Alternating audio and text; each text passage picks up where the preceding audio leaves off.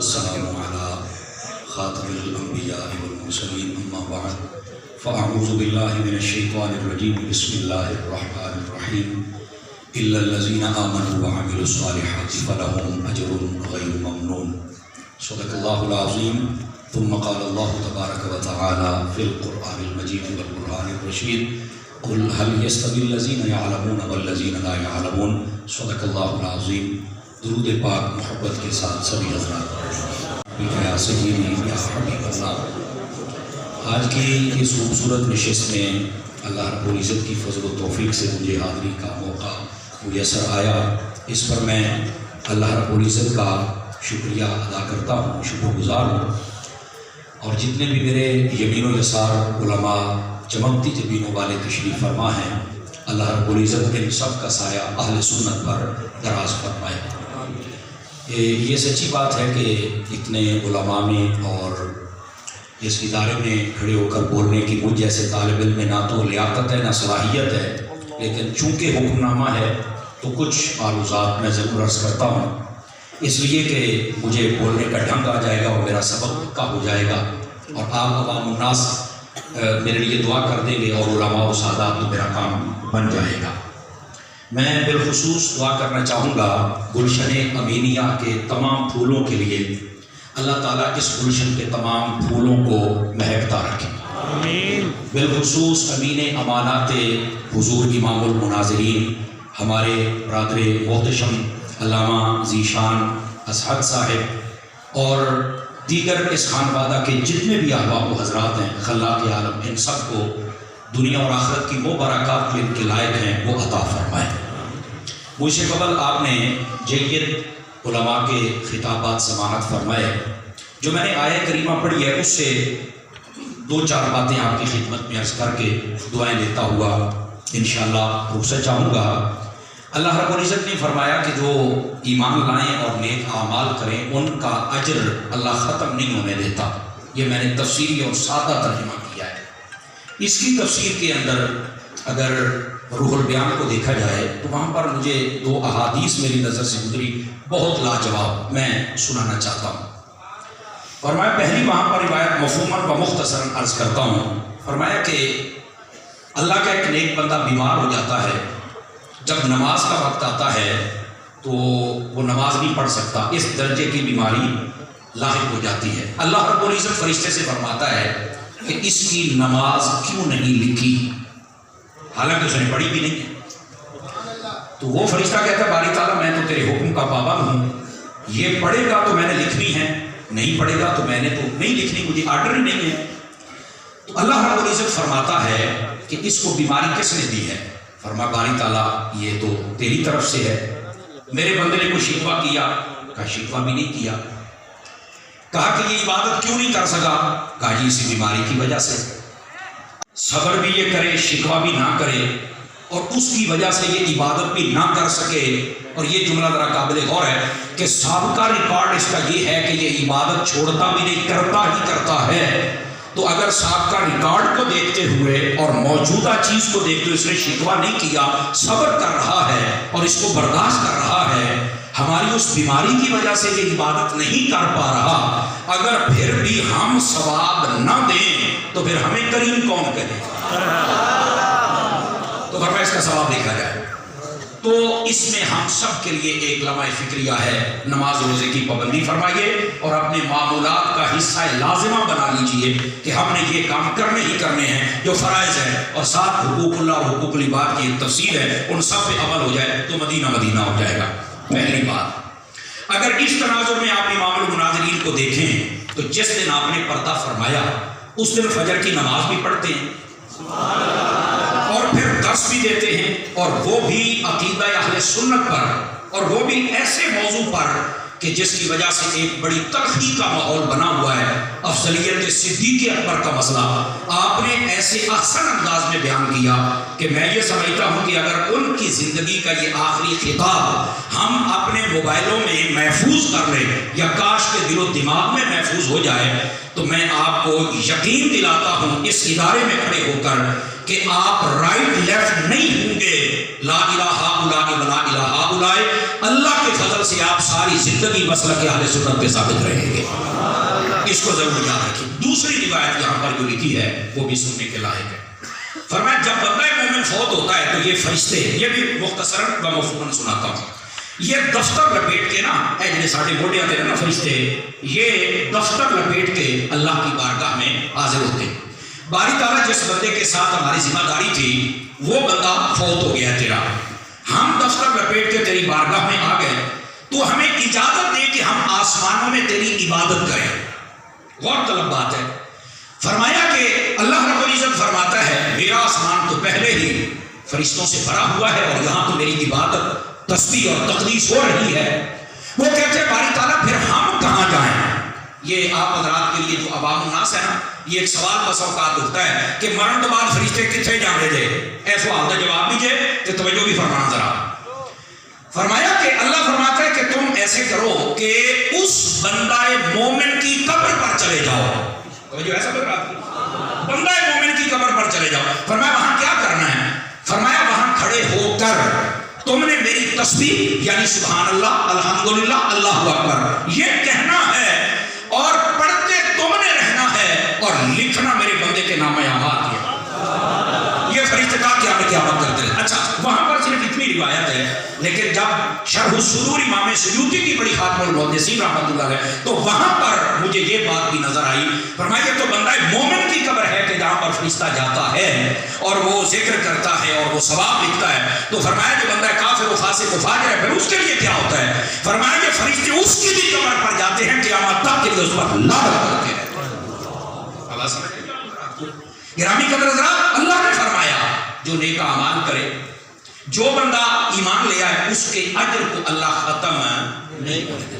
حضور امام المناظرین، اگر صرف آپ کی زندگی کا یہ آخری سال دیکھ لیں بلکہ آخری 3-4 ماہ دیکھ لیں، آپ نے جو امت کو تفسیر القرآن کی صورت میں تحفہ عطا فرمایا، یہ ایک ایسا نایاب تحفہ ہے۔ یقین فرمائیں میرے ایک دوست ہیں بہت پیارے اور بہت ہی دل سے قدر کرنے والی شخصیت ہے اور اللہ نے بڑی صلاحیتوں سے ان کو بھی نوازا ہے۔ مجھے ٹیلی فون کر کے کہنے لگے کہاں ہیں؟ میں نے کہا جی میں لاہور سے آ رہا ہوں۔ کہہ رہے وہ امام المناظرین کی کتاب ہے یہ آپ نے لے لی ہے؟ میں نے کہا کون سی ہے؟ مجھے ابھی میرے نوٹس میں نہیں آئے۔ تو فرمایا وہ جو تفسیر کا پہلا پارہ ہے وہ آپ نے ضرور لینا ہے۔ تو میں ان کا نام بھی بتا دیتا ہوں، بیمار ہیں آپ ان کے لیے دعا بھی فرما دیجیے گا۔ حضرت علامہ مولانا پیر سید ڈاکٹر محمد ارشد شاہ صاحب بخاری، یہ ملتان شریف میں ہوتے ہیں اور آخری دنوں میں بیچارے وہ بیمار تھے ورنہ وہ یہاں تھے، ابھی ان کو آپریٹ ہوا، اللہ ان کو صحت کلی عطا فرمائے۔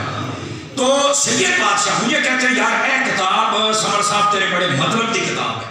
کہہ رہے میں پڑھنے بیٹھا ہوں تو صبح ہو گئی میں نے اس کو پڑھنا نہیں چھوڑا، ایسی پیاری، اور خود بھی وہ فاضل بندہ ہے، آپ ان کو سرچ کر سکتے ہیں۔ ان کی کتاب حیات النبی ہے، وہ میں نے پڑھی تو اس کے اوپر حضرت مناظر اسلام میرے استادوں کے بڑے محبوب ہیں حضرت علامہ مفتی محمد شوکت سیالوی صاحب دامہ اقبالو، آپ نے بھی اس کے اوپر تقریر لکھی، بڑا قابل بندہ ہے۔ انہوں نے مجھے کہا کہ آپ کتاب پڑھی، جب میں نے پڑھا یقین فرمائیں صرف سورۃ الفاتحہ پڑھ کے نا بندہ، اور ایک ہوتا ہے ہاتھ چک کے دعا کرنا، ایک ہوتا ہے چوڑی چک کے دعا کرنا، کہ چوڑی چک کے بندہ دعا کرتا ہے کہ اللہ رب العزت نے کیا صلاحیت بخشی اور کتنا خوبصورت کام آپ نے فرمایا۔ جیسے حضرت مفتی ابراہیم صاحب کی بلا آپ فرما رہے تھے اور حضرت صاحب فرما رہے تھے، ہم نا ہماری کتاب جب بھی فضائل مدینہ فیصل آباد سے میں نے تعلیم حاصل کی ہے، اولا تا دورہ حدیث، جب بھی کوئی کتاب شروع ہوتی تو کسی نہ کسی عالم کو بلا کر استاد صاحب کتاب شروع کرواتے تھے۔ حضرت مناظر اسلام علامہ مفتی شوکت سیالوی صاحب، آپ نے بھی ہماری ایک کتاب کا افتتاح کیا تھا۔ اسی طرح ارشاد ملت رحمۃ اللہ علیہ، آپ نے بھی ہماری ایک کتاب کا افتتاح کیا۔ لیکن علامہ پروفیسر سعید احمد اسعد صاحب رحمۃ اللہ علیہ یہ اکثر تشریف لاتے تھے۔ جب ہمارا مناظرہ رشیدیہ شروع ہوا نا تو استادوں نے کہا بھی تو پھر امام المناظرین بھی شروع کرائیں گے۔ آپ تشریف لے گئے اور آپ نے جو باتیں کی نا، میں جلدی میں مجھے بہت احساس ہے کہ میں یہ جسارت کر رہا ہوں کہ میں، لیکن یہ بات سنائے بغیر مجھے چین نہیں آئے گا۔ آپ جب آئے نا تو کہنے لگے مجھے تمہیں پتہ ہے پھر مناظرہ رشیدیہ پڑھنا ہے تو پھر تجھے کرنا کی ہے۔ پہلی جو بات کہی آج تک میرے ذہن میں نقش ہے، حضور وہ فرمانے لگے کہ جب بھی آپ نے مناظرہ کرنا ہے نا، جب بھی مناظرہ کرنا ہے آپ کے ذہن میں یہ ہونا چاہیے کہ آپ نے نفسیاتی مار اگلے کو مارنا ہے۔ ہم نے کہا حضور یہ نفسیاتی مار ہم کیسے ماریں، مطلب کیا ہے؟ تو آپ نے جو مثال دی ذرا سارے حضرات غور فرمائیں گے۔ وہ کہہ رہے ہیں کہ آپ دیکھیں یہ روافض جب تقاریر کرتے ہیں نا تو ان کی تقریر کے پلے کچھ نہیں ہوتا، ہمارے تو دلائل ہیں نا، لیکن یہ نفسیاتی مار مارتے ہیں۔ لوگ بولتے ہیں تم کہتے ہو پتہ نہیں کیا ہو گیا ہے، توجہ کیجیے گا ذرا مثال کے طور پر۔ وہ کہتے ہیں، اب ایک طرف دیکھیں گے تو میں آپ کو کوئی سمجھاؤں گا نا، ادھر میں ہو کاکا ادھر میں اکا سن رہا ہے، یہ نفسیاتی معذرت چاہوں گا میں جسارت کر گیا، مجھے معاف کیجیے گا، گل بڑی توڑ یہ فرمان لگے دیکھو بھی آج تو گل کر دے نا، میں علی کا ذکر کرنے لگا تنال پتہ کی کہتے ہیں ہوں جی نے ہاتھ تھلے رکھا ویکھو کہڑا حلالیت کے ہاتھ چک رہا ہے، کہتے نفسیاتی گل کہڑا حرامی بنے کہ ہاتھ نہ چکے سارے نہیں چکنے گے، یہ نفسیاتی مار ہے نا، توجہ نہیں فرما رہے آپ حضرات۔ تو فرماتے مناظرے کا اصول سب سے بڑا میری نظر میں یہ ہے نفسیاتی مار مارنی۔ پھر انہوں نے ایک اپنا واقعہ سنایا، سنا دوں آپ حضرات کو، بڑی جلدی سنا دیتا ہوں۔ آپ کہتے ہیں اکاڑوی کے ساتھ میرا مناظرہ ہو گیا، میں پورا نام نہیں لیتا کیونکہ ہماری مسجد پاک ہے، میرے کو بڑا تھوڑا ہے۔ اچھا آپ کہتے ہیں انہوں نے مینوں آکھیا اے سید اسد تو میرا کی گلا کر دیا، تو میرا بچہ ہے، کہنا میں فوراً آکھیا ایک منٹ یار گل تو ٹھیک ہی تھی۔ وہ وہاں پر کئی بندے سننے بھی ہوئے تھے اس بات پر، کہنے لگے میں اٹھ کے کھڑا ہوں دسن لیا میں بھی تسی کیویں اگلے نوں نفسیاتی مار مارنا ہے، انہوں پتہ لگے بھی تو گل کر کے جانا کتوں تک۔ آپ کہنے لگے جی یار یہ گل سچی ہے پر ایک باری میری گل سن لو ذرا۔ آپ نے آخیا اس گل سے پکا نہیں میں تمہیں دستا پیا، پھر آپ کو پتہ ہے نا ان کا جو پکا نہیں میں تمہیں دستا پیا۔ آپ نے وہ کہنے لگا کار گل کی کرنی، فرمایا بھائی جنہ کو دین میں پڑھیا ہے نا، آپ نے پھر لوگوں کو توجہ فرمائی، کیونکہ مجمع کو قابو کرنا اصل گل ہوتی ہے، اگلے نے پورا قرآن نہیں پڑھ دے تو نہیں من جانا، تو مجمع کو قابو کرو نا، مجمع تھوڑے نال ہوے اللہ خیر کرو، دشمن آپ کا راضی ہو چاہے نہ ہو۔ کہنے لگے میں آخیا بھائی پیو ہوندے نے تیرے، توجہ نہیں فرما رہے، ایک ہوندا ہے حقیقی پیو تے وہ تے ہے حضور امین اہل سنت، یہ تو ہو نہیں سکتا۔ دوسرا پیو ہوندا استاد تے میں تے تیرے کو لفظ بھی نہیں پڑھیا، وہ بھی صورت نکل گئی۔ تیسرا پیو ہوندا ہے سوہرا تے ہن تو اینا کر اپنی کڑی دے میرا سوہرا بن پھر ابا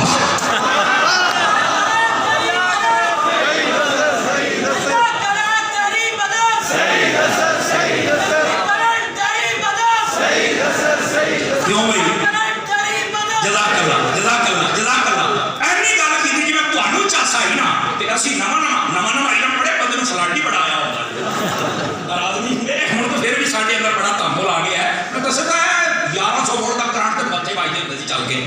تو بہرحال میں جو بات کہہ رہا ہوں فرمایا نفسیاتی مار مارنی، اور اگلی بات فرمایا جب بھی گفتگو کا موقع ملے تو آپ نے فرمایا کہ جب آپ نے بات کرنی ہے نا تو بات کرتے ہوئے بھی عقیدہ دینا ہے تاکہ عوام کو پتہ لگے یہ سچ ہے۔ ہم نے کہا حضور مثال کے طور پر کہنے لگے جب دلیل دینی ہے نا یہ نہیں کہنا کہ ہونا میں تیسری دلیل دین لگا تے چوتھی دین لگا، نہیں نال اپنا عقیدہ دینا ہے۔ انہوں نے کہنا ہوں چوں یاراں دی چوتھی دلیل ہوندی پئی ہو، اگر اس بات کو سمجھے اس کی گہرائی تک، یہ علماء کو زیادہ مزہ لینا چاہیے اس بات کا، چوں یاراں دی چوتھی تاکہ انہیں پتہ لگے بھی یہ چوں یاراں عقیدہ رکھدا ہے اور عوام کو بھی پتہ چلے کہ چار یار کوئی شے ہے نا جب کہنا پنجویں یہ نہیں کہنا پنجویں کہنا پانچ تک پاک دی پنجویں ہوندی پئی تگڑا ہوگا، جب چھویں دلیل دینی تو کلی چھویں کہنا میرے خواجہ معین الدین دی چھٹی، تاکہ کون تمہاری عقیدے سے بھی نہ ہٹے اور انہوں نفسیاتی مار بھی مارو۔ تو فرمایا جے 11ویں تے ہونا تو پھر کہنا 11ویں آنے دی 11ویں ہے تے جے میں تینوں ہونے تے تھلے نہ دی تے میرے 11ویں والے مرید نہ ہویا، کہنے لگے 11ویں والے دی نگاہ بھی ہو جانے تے تھوڑا کم بھی ہو جانا ہے۔ آپ کو اللہ نے یہ صلاحیت بخشی تھی، یقین فرمائے میں باتیں بہت آپ کی خدمت میں عرض کرتا لیکن 2-4 منٹ میں زیادہ لے گیا، میں معافی کا خاص کروں۔ اللہ کریم حضرت کے درجات بلند فرمائے، ہم آپ کے خوشچی رہے ہیں اور جب بھی یقین کریں اتنی محبت فرماتے تھے۔ یہ میرے برادری اکبر علامہ پیر حامد سرفراز صاحب کی بلا آپ تشریف فرمائیں، آپ جانتے ہیں مفتی سید رضوی صاحب آج مجھے نظر نہیں آ رہے ہیں، میرے بہت اچھے دوست ہیں، بسم اللہ میرا یار بیٹھا ہے، تو مجھے اکثر یہ ملنے کے لیے ہم آتے تھے اور بڑی محبت فرماتے، اور جدوں کسی محفل اکٹھا بیان ہونا پتا کیا آخنا کوئی وہ میرا شعر آ گیا ہے، اتنی محبت کرتے تھے۔ یہ ان کی نگاہ ہے، اللہ کریم ان کے درجے بلند فرمائے۔ اور میں ایک بات میں ضرور کہنا چاہتا، بس اوقات ہوتا تھا اے جی پھر سارے کو جان لا پیسی، حالانکہ یہ ہر بندے کے تفردات ہوتے ہوتے ہیں لیکن ان کی کتابوں میں چھپ گیا، آپ کو ماننا پڑے گا، اس سے بڑا تمہیں رزق کوئی نہیں نظر آئے گا، تمہیں ماننا پڑے گا۔ پڑھ لو، یہ فتاوی آگے آیا آپ کا، فتاوی شریف میں پڑھ لو، ابھی بھی مجھے پیر صاحب بتا رہے تھے۔ لیکن ایک بات میں آپ کی خدمت میں ضرور کہنا چاہوں گا، جو مجھے سمجھ آئی ہے نا، میں کوئی نمائندہ اور وکیل صفائی نہیں ہوں، لیکن میں ایک دو مینوں سمجھ آئی ہے۔ آپ نے آخیا کہ یار اگے تو مناظرے ہو جاتے سن تو ماحول بنیا سی، یہ بابا ذلیل ہوتے رہتے سن، تے ہن تے کام کوئی نہیں ہوندا پیا، تے چلو ہن گھر چل کے ذلیل کر لیں، آپ نے گھر ٹر جاتے سن، وہ پھر پہلوں لگے پڑے تھے اگلے بھی لگے۔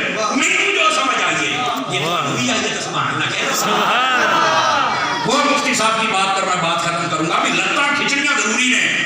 یہ فقیر حقیر سیدی امیر اہل سنت الیاس قادری کا مرید، یہ جو سمجھا ہے نا، آخری بات وہ یہ ہے، بھائی جان وہ تسی کسی دیا لتاں کھچ کے کیوں کامیاب ہونا چاہتے ہو؟ تسی اپنی رفتار کیوں نہیں بڑھا سکتے؟ تسی اپنی رفتار ہی بڑھا لو، ہاں اپنی رفتار بڑھاؤ، نہیں دوسرے دیا لتاں پڑھ کے کھچ رہے ہو، بندے بنو اپنی رفتار بڑھاؤ، تے جے نہیں بڑھ سکتی نا، وَتُعِزُّ مَن تَشَاءُ وَتُذِلُّ مَن تَشَاءُ، اللہ عزت دیتا ہے۔ خلا کے عالم امام المناظرین کے درجات بلند فرمائے، آمین بجاہ حبیب الکریم صلی اللہ علیہ وسلم۔